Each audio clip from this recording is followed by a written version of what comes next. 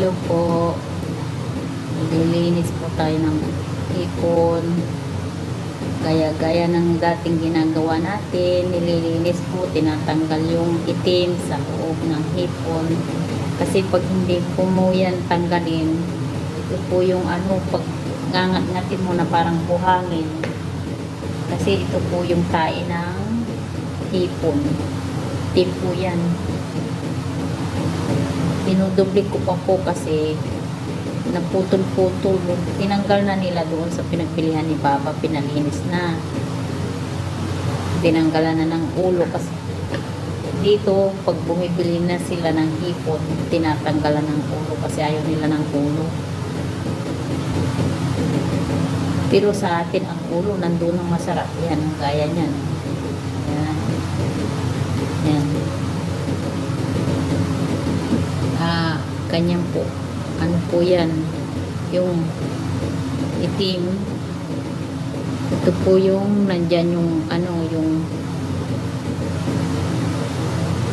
yung kinain ng hipon. Yan. Itim po siya. Pag ginatngat po yan, kinain mo po yan parang buhangin. Para kang nagngangat-ngat ng buhangin. Yan. Tae po ng hipon yan, marumi. Yan yung pinapakain sa hipon. Kaya dapat po ito talaga tanggalin. Tinanggal na nandoon sa pinagbilihan. Kaso, putol-putol, hindi nila nilinis na mabuti. Kaya tinutubli ko po siya.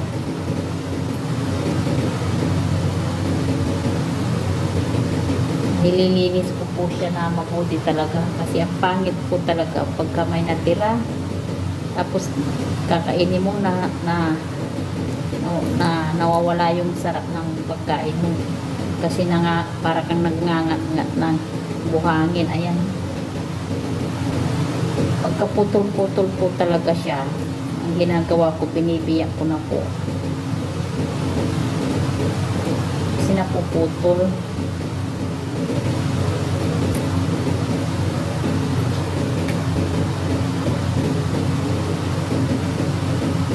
Pero yung namang iba, dire-diretso siya na sumasama. Ayan, naputol.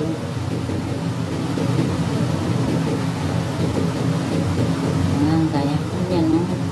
Oo, naputol. Mahirap po siyang kunin minsan.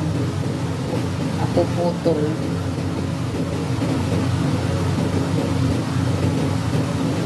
Ang hirap pong maglinis ng hipon, isa-isa ginaganyan. Yan, itim. Ayun, nakuha po. Yan, itim.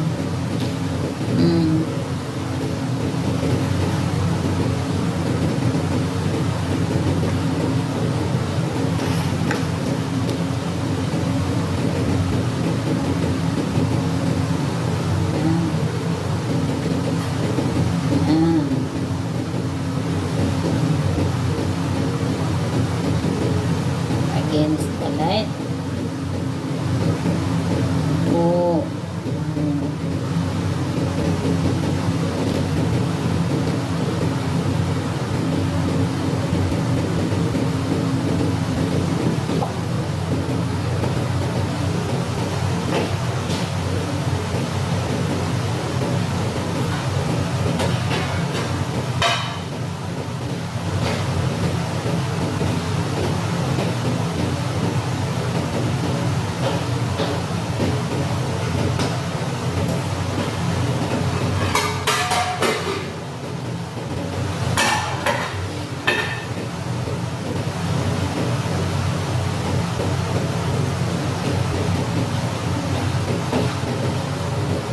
Nagluluto po ako ng tanghalian ko.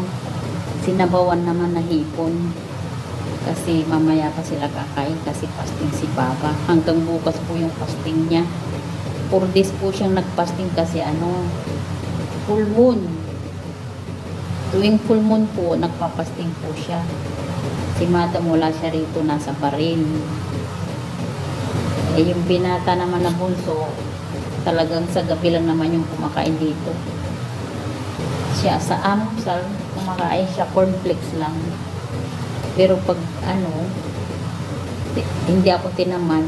Pag maaga akong nagigising, ginagawan ko siya ng pancake. Eh, hindi na ako maagang nagigising ngayon eh. Tumubo na rin kasi ang sungay ko ba. Hindi kaya dati na alas 7 gising na ako. Kaya nilulutuan ko siya talaga ng ng breakfast niya. Ngayon hindi na. Nagigising na ako ngayon alas 9 na. Wala naman kasing gagawin. Tsaka hindi naman sila demanding. Sila ang bahala sa almusal nila.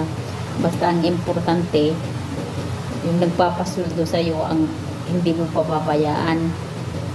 Kasi talagang magagalit siya pag pinabayaan mo siya kasi siya ang nagpapasuldo sa'yo. At binibigay niya ang talagang inaasikaso niya yung sweldo.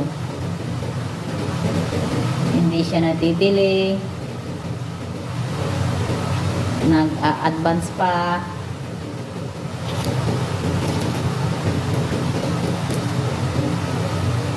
Hindi niya pinapabayaan yung obligasyon niya na kung ano yung pangangailangan mo sa personal use mo, tapos yung sweldo mo hindi natidili every 25, talagang binibigay niya yan talaga.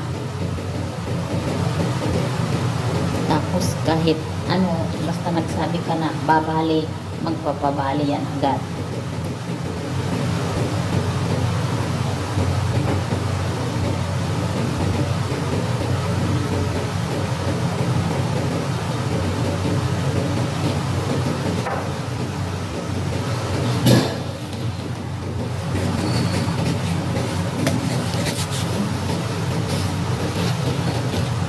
Tumutulo papa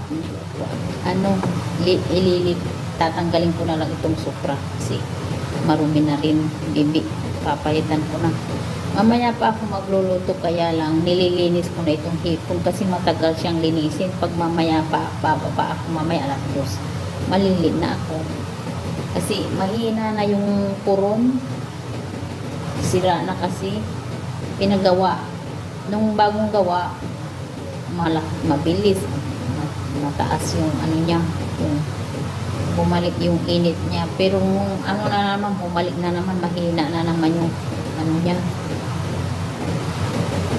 temperature niya, tapos hindi pa pantay, ayaw ng palitan kasi pinagawa naman na yan, pero bumalik na naman. Ang hirap ng pagtanggal ng tae ng hipon. Kasi pag may nakikita pa ako na itim-itim, talagang binabalikan ko yan. Kasi hindi pwede na hindi mo yan tanggalin.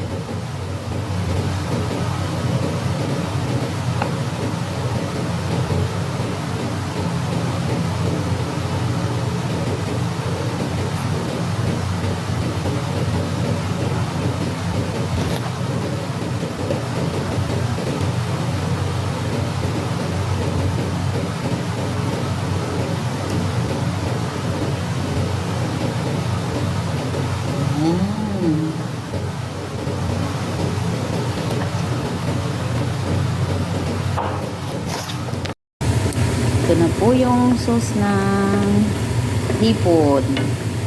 Ano lang po yan, ginisa. Bawang, sibuyas, kamatis, carrots na ginadgad, bell pepper, baharat, seasoning, black pepper, tomato sauce, ketchup, konting lemon, asin. Yun po ang sauce ng hipon. Lalagay na po natin dito.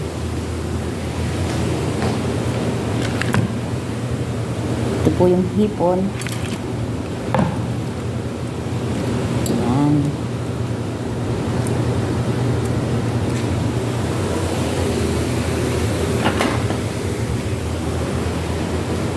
Luto po natin ito sa oven.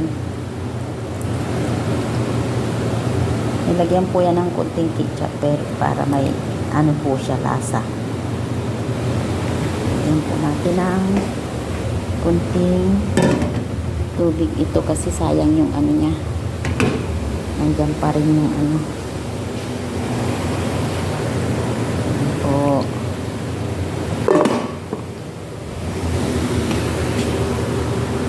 Luluto po natin ito sa oven.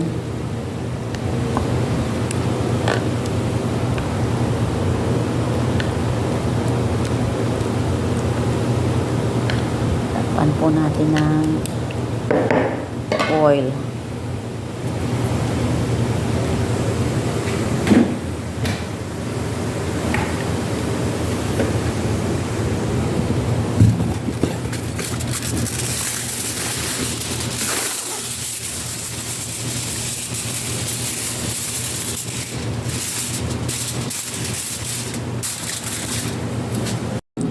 Hello po, ito na po yung hipon. Luto na, ang sarap. Tsaka white rice po ito. Ayan. Mahahaba yung kanin nila, oh. Papausok po tayo kasi maamoy yung hipon. Yan po. Ikot natin hanggang sa loob.